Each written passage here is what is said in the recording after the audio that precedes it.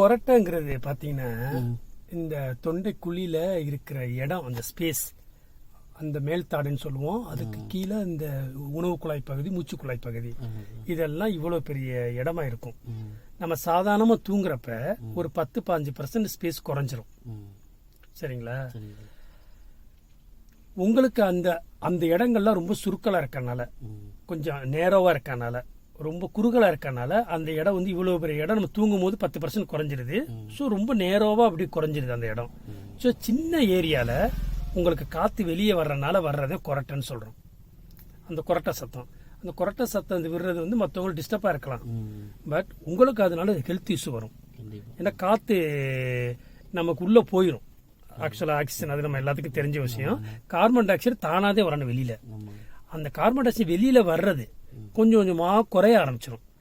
ஒரு 100% வராம 50% குறைஞ்சிக்கிறோம், இல்லாட்டி 70% வரும், 30% பிளட்ல இருந்துகிட்டே இருக்கும். இதனால என்ன ஆகுண்டா பல ஹெல்த் இஷ்யூஸ் வரும்.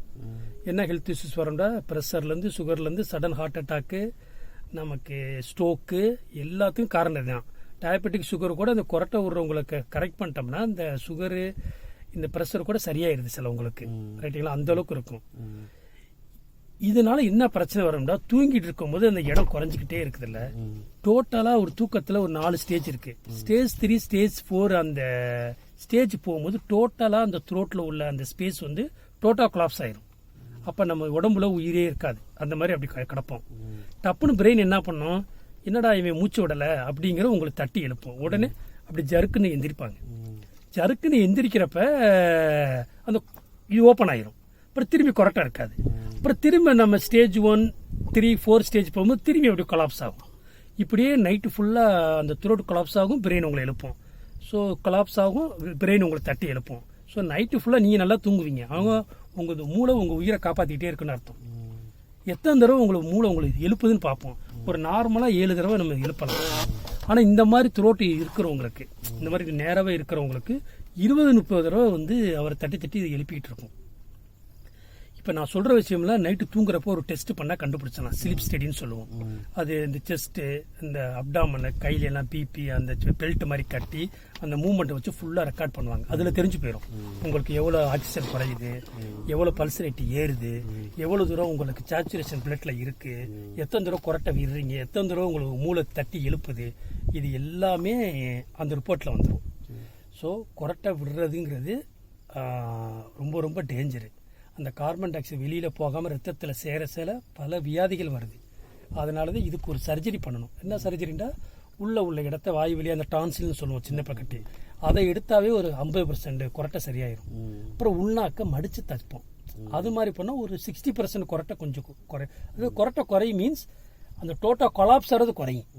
எனக்கு சர்ஜரி வேண்டாம், ரொம்ப பயமா இருக்குன்னு நினைச்சீங்கன்னா ஒரு சிபேப்னு ஒரு மிஷின் இருக்கு. இந்த இது கொரோனா டயத்தெல்லாம் கேள்விப்பட்டிருக்கேன், ரொம்ப ஃபேமஸா இருக்கும். அதை மாறிட்டு தூங்கணும்னா, நைட்டு ஃபுல்லாக டெய்லி தூங்கணும்னா உள்ள அந்த ஸ்பேஸை அடைக்காம தள்ளி விட்டுக்கிட்டே இருக்கும். ஸோ சூப்பராக தூங்கி எந்திருப்போம். அந்த ஸ்லீப் அப்னியாங்கிறதே வராது. ஸோ காலைல ஃப்ரெஷ்ஷாக இருப்பாங்க. இப்போ என்ன பிரச்சனை ஆகும்டா, இதுக்கு நீங்கள் ட்ரீட்மெண்ட் எடுக்காட்டினா காலையில் எந்திரிச்சுன்னா கோவம் வரும். ஃபர்ஸ்ட் எதுலையுமே இன்ட்ரெஸ்ட் இருக்காது. நினைச்ச நேரத்தில் தூங்கிடலாம். டிவி பார்த்துட்டு இருக்கும்போது டக்குன்னு தூக்கம் வந்துடும். கார் ஓட்டிட்டு இருக்கும்போது ரொம்ப டேஞ்சர், டக்குன்னு தூக்கம் வந்துடும் நம்மள அறியாமையே.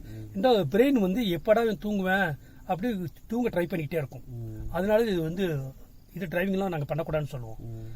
திருப்பி இப்ப நீ தூங்குன்னு சொன்னாலும் அவர் வந்து தூங்கிடுவாரு. அந்த ஸ்டேஜ்லாம் இருப்பாங்க. ஸோ கொரட்டைய இருந்துச்சுன்னா அசால்ட்டா எடுக்க வேணாம். சிம்பிள் ஸ்னோரிங்லாம் இருக்கு, அது எல்லாத்துக்குமே இருக்கும். எது அந்த மூச்சு அடப்பு ஏற்படுத்துதோ அதுதான் நமக்கு டேஞ்சரான கொரட்டை. அதுக்கு தயவு செய்து ட்ரீட்மெண்ட் எடுத்துக்கோங்க. ஒன்று ஆப்ரேஷன் பண்ணுங்க, இல்லை இந்த சிபேப் மாதிரி மிஷின் வாங்கிக்கோங்க. ஒரு இஎன்டி டாக்டரை பார்த்தீங்கன்னா ஒன்றுமும் உங்களுக்கு அந்த ஃபுல் டீட்டெயில் தெரியும். இந்த த்ரோட்டில் அந்த லொக்கேஷனில் அந்த உள்நாக்கு, அந்த நாக்கு பகுதி, தாடை பகுதி, மூச்சு குழாயில் நல்ல ஓப்பனிங் இருக்கா, டான்சில், அடினாய்டு, மூக்குல உள்ள செப்டம் பெண்டாக இருக்கா, இதெல்லாம் ஒரு தடவை செக் பண்ணால் பெட்டராக இருக்கும். ஸோ எல்லாமே ஹெல்த்துக்காக சொல்கிறேன், கேட்டுக்கங்க. தேங்க்யூ.